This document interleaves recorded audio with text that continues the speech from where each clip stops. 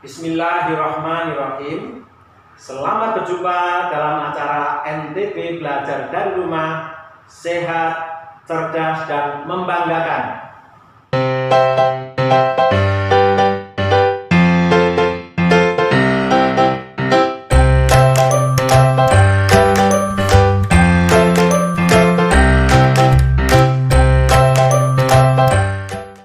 Pada kesempatan ini akan disampaikan materi tentang kesetimbangan benda tegar.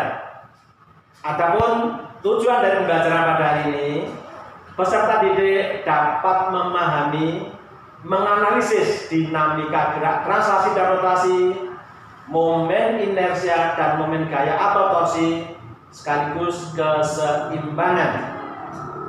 Adapun mengenai penyebab gerak translasi dan rotasi yang menyebabkan adanya keseimbangan, bahwa di kelas 10 atau di kelas 1 SMA kita sudah membicarakan tentang vektor gaya.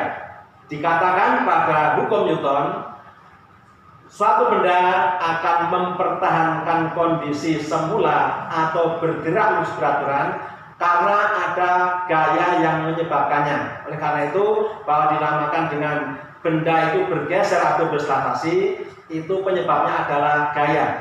Sedangkan untuk bergerak rotasi, penyebabnya adalah momen gaya atau torsi, sehingga dikatakan seimbang bahwa benda selain tidak bergeser atau seimbang translasi, juga benda tidak berputar atau seimbang rotasi. Oleh karena itu, untuk lebih jelasnya mengenai bagaimana komposisi dan konstruksi tentang kesetimbangan translasi dan rotasi, khususnya tentang momen gaya atau torsi, karena di kelas 10 belum disampaikan, maka kita lihat pada video pembelajaran berikutnya. Selamat menyimak materi tentang torsi atau momen gaya. Bismillahirrahmanirrahim. Kali ini kita bertemu lagi dalam bahasan yaitu torsi. Dalam kehidupan sehari-hari kita sering menemukan aplikasi dari torsi ini. Misalkan kita kalau ingin membuka mur dengan tangan kita, tentu jauh lebih berat bila dibandingkan apabila kita menggunakan engkol, menggunakan kunci seperti ini. Kenapa sebabnya?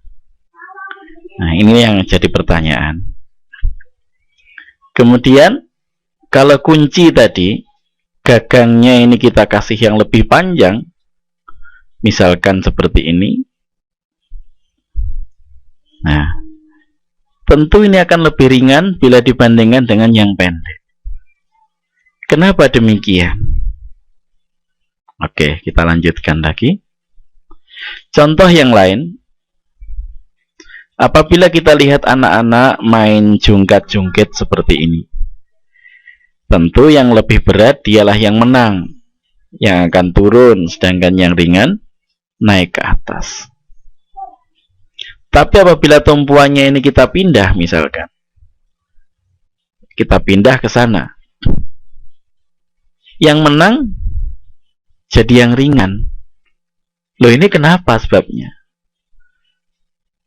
Ternyata setelah diteliti, jarak di sini berpengaruh ternyata.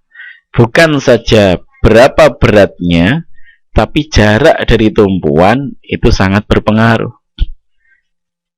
Maka, kalau kita ingin membandingkan supaya keduanya ini bisa setimbang, maka jarak harus diperhitungkan. Maka caranya bagaimana? Dikalikan. Jadi gaya di sini dikalikan jarak di sini dibandingkan dengan gaya yang ada di sini dikalikan jarak di sini. Nah, ternyata apabila lebih besar yang kanan, berarti yang kananlah yang menang. Apabila lebih besar yang kiri, maka kirilah yang menang. Oke, kita lanjutkan lagi. Bila kita inginkan setimbang, maka keduanya harus sama. Misalkan di sini ada F1 gaya 1 sebesar 2 Newton dengan jarak dari tumpuan L1, maka harus sama dengan F2 dikalikan L2. Jadi F1 kali L1 ini dikalikan ini harus sama dengan F2 yang di sini dikalikan jarak ke tumpuan. Itu baru bisa setimbang. Oke. Maka dengan rumus seperti ini, dengan kaidah seperti ini, maka kita bisa memperkirakan. Contohnya apabila ada masalah seperti ini. Jika diketahui L1 adalah 2 meter. L1 ini 2 meter. Kemudian beratnya adalah 5 Newton. Sedangkan L2 tidak diketahui. F2 kita ketahui 1 Newton. Nah, sekarang berapa L2? Dengan menggunakan rumus ini tadi, maka kita bisa menentukan berapa besarnya L2 tadi. Oke, silahkan difikirkan. Videonya bisa di pause dan kita akan bahas. Kalau sudah, kita akan bahas. Kembali ke rumus sebelumnya. F1 kali L1 sama dengan F2 kali L2. F1 nya adalah 5 Newton, L1 nya 2 meter, F2 nya adalah 1 Newton, L2 nya tidak diketahui. Maka 5 kali 2 10, 1 kali L2 L2, berarti L2 sama dengan 10 meter. Mudah bukan? Oke. Kemudian selanjutnya kita lanjutkan lagi.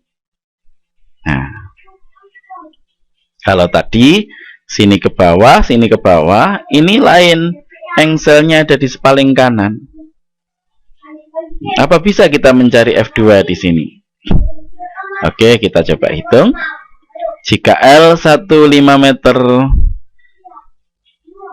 F1 sama dengan 5 Newton, L2 sama dengan 50 cm, harus kita jadikan meter dulu, berarti setengah meter.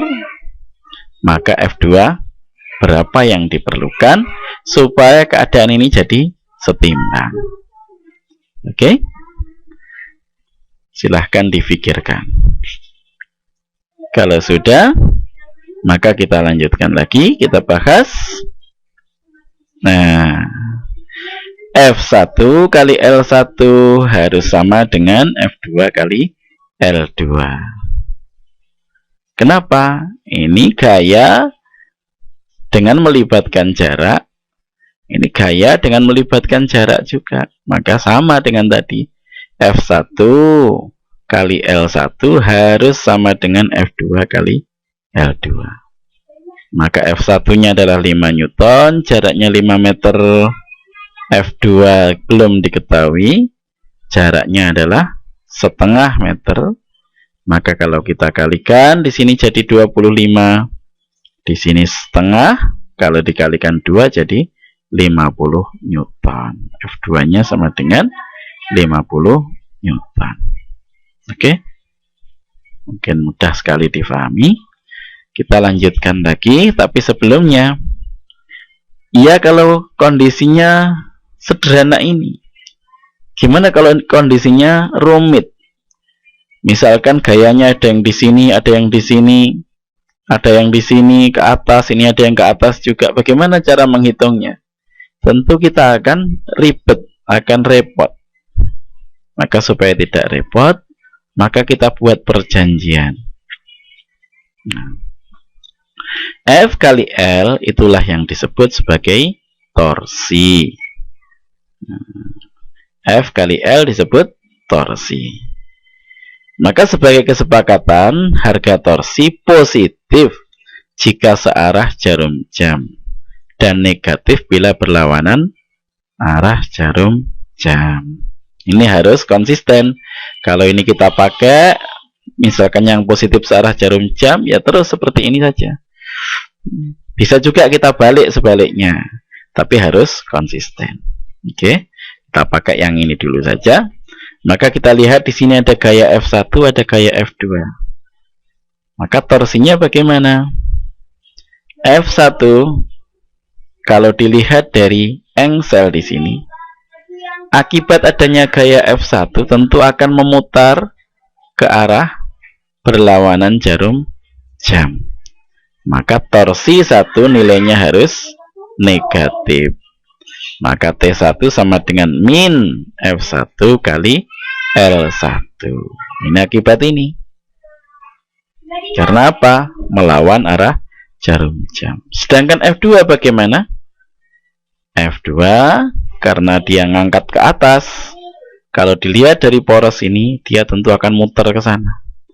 Nah, kalau muter ke sana berarti searah jarum jam. Maka torsi 2 sama dengan positif F2 kali L2. Karena arah putarannya searah jarum jam. Maka apabila keduanya ini dikumpulkan jadi satu, kita akan memperoleh seperti ini. Torsi kalau supaya seimbang, maka torsi jumlahnya harus sama dengan 0. Maka di sini torsi 1 ditambah torsi 2 harus sama dengan 0. Torsi 1, ini torsi 1 karena ini berlawanan dengan jarum jam, minus F1 kali L1 ditambah torsi 2, F2 kali L2 harus sama dengan 0. Maka serumit apapun, asalkan kita tetap berpegang teguh kepada kesepakatan ini, maka kita akan mudah untuk menghitung. Oke, kita lanjutkan lagi. Nah, sekarang kita lihat dengan cara yang sama bagaimana kita cari. Hitunglah gaya dongkrak F1 di sini agar sistem setimbang. Silahkan dicoba-coba. Kita akan bahas pada video selanjutnya.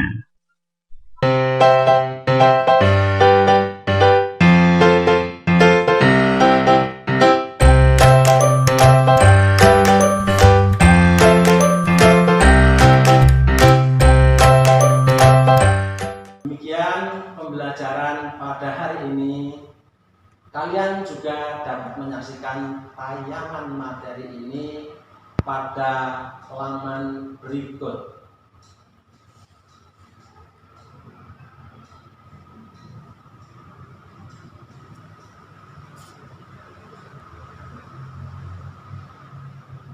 Semoga anak-anak selalu sehat dan selalu ingat untuk menerapkan protokol kesehatan seperti mencuci tangan dengan sabun, menggunakan masker, menjaga jarak, dan jangan lupa berdoa kepada Allah yang Maha Kuasa.